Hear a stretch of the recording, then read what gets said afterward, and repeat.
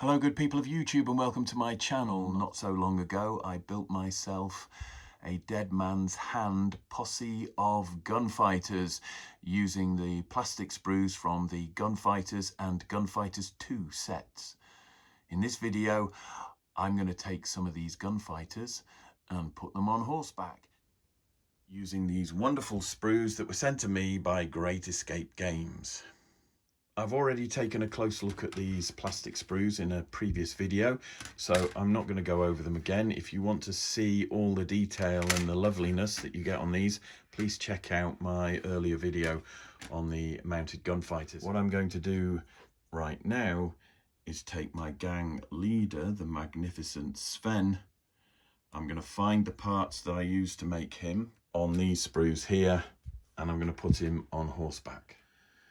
First thing I need to do is identify the parts that I use on this sprue, and I've already seen the jacket with the tailcoat there.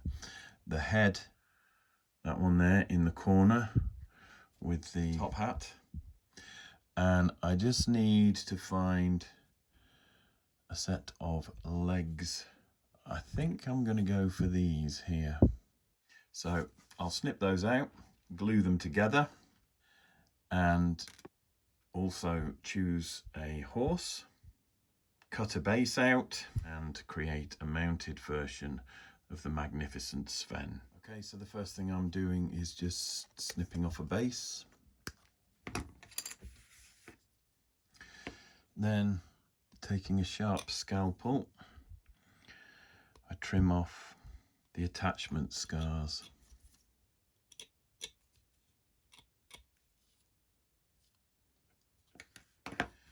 Next, I need to choose a horse, and I think I'll go with horse A.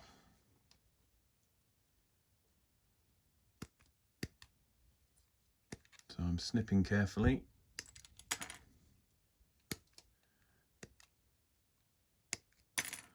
And I want a head. I'm going for that one there. And while I've got the clippers out, I'm going to take the head that I used in my foot version. I'm going to take the long flowing coat, and then I'll take the legs that I decided on. Just want to clean up those detachment scars.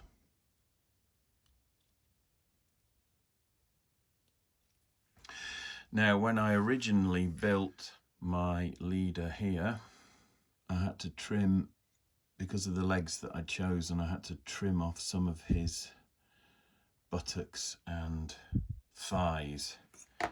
So I just want to see if the jacket and the legs I've chosen create the same problem.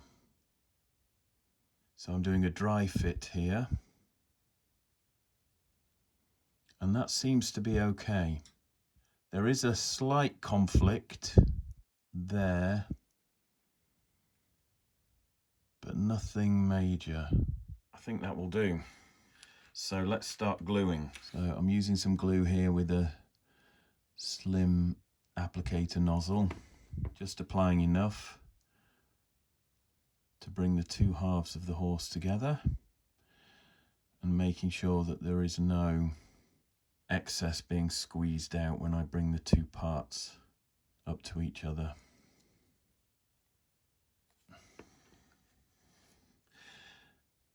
Glue the feet to the base. I think that's okay, that's where I want it. And then I'll put a little bit of glue on the head.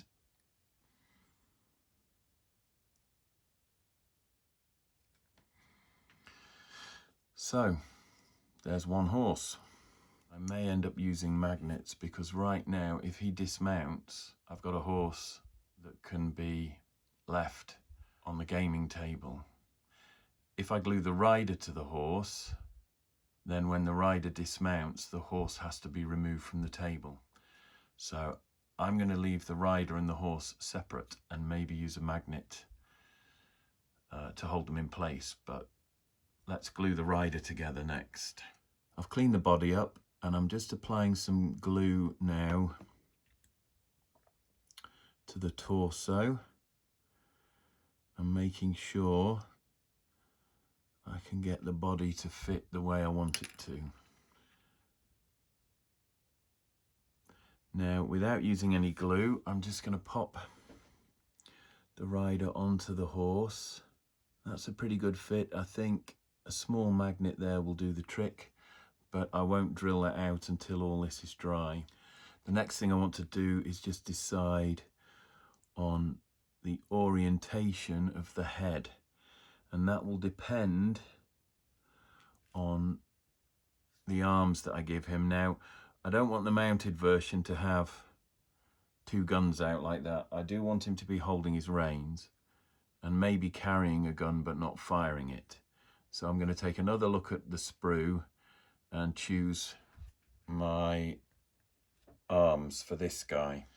I'll probably go for this one at the top. And now I want another arm holding a pistol, and preferably the same size as I used on the foot version.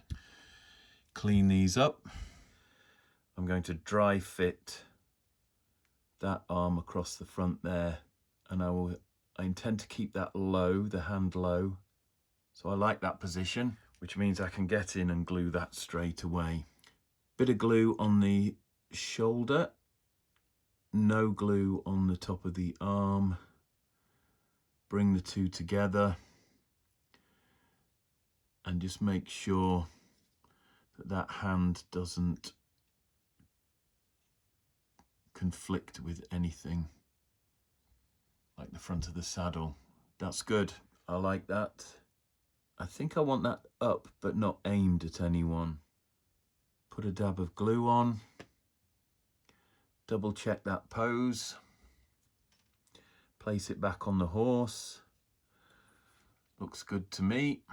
And now I can decide on how to position the head. I think I want the head looking away from the raised pistol. A little bit of glue on the socket for the neck. I'm going to see if I can get a slight forward tilt here. Right, I've moved that a little. I like that pose there, but it's upset the glue slightly. So I'm taking the head off. I'm putting a tiny bit more glue in, just a tiny bit. Bringing that head back round there, just making sure that the glue, when I took the head off, hasn't left any kind of strands and stringy bits. And I'm just positioning that. As I said, I don't want the head exactly upright. There's ever such a subtle lean on that head now. I don't know if you can see that there. Whether that's in focus. So there's a lean on that head there. It's not bolt upright. And that is the kind of tiny adjustment that you can make when you're building plastic miniatures that really adds some kind of dynamism and life. Now, you may wish to glue your mounted figure to the horse and paint them both like this, but I'm going to leave mine unglued, and I'll probably magnetize them, as I said before. Now, you could glue your horse and rider together and have them as one gaming piece, because Great Escape games do a couple of metal riderless horses. So you could always pop one of those down when your character dismounts. They also do packs of dead horses, and I do like these. I think these are lovely. Sad, but beautifully sculpted. So if your character gets his horse shot from underneath him, then there is a model for that. Or you could use a couple of horses from another manufacturer. Here we have a horse from War Games Atlantic and a light horse from War Games Atlantic. Now, I'm just introducing these for a scale comparison. I have done scale comparisons before. Here we can see the light horse against the metal riderless horse from Great Escape Games. Here we can see the War Games Atlantic horse against the riderless horse from Great Escape Games. So now I will unseat the rider so you can compare the plastic horse to the metal horse from Great Escape Games. Slight difference in the style of head, but a good size. And then compared to the War Games Atlantic horse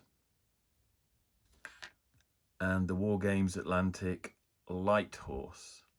Now to me, the light horse seems like a pretty good fit, and you'd only have to, if you wanted to, sculpt a saddle on top. In building my second mounted gunfighter, I decided I didn't like the position of the repeater or the rifle that he's holding. So I'm just going to cut through the wrist gently with the scalpel. Okay, so I've attached the arm minus the hand in the position that I want it. I've already put some glue on the wrist, which I did while the camera wasn't filming. So now this will be my second attempt at angling the hand and the gun the way I want them. So now all I need to do is wait for that to dry. And there we have the mounted and dismounted versions of one of my gunfighters, and the mounted and dismounted versions of another gunfighter. I hope you enjoyed this video and found it useful. If you did, please like and subscribe. It really does make a difference. Please take care of yourselves, and I'll see you in the next one.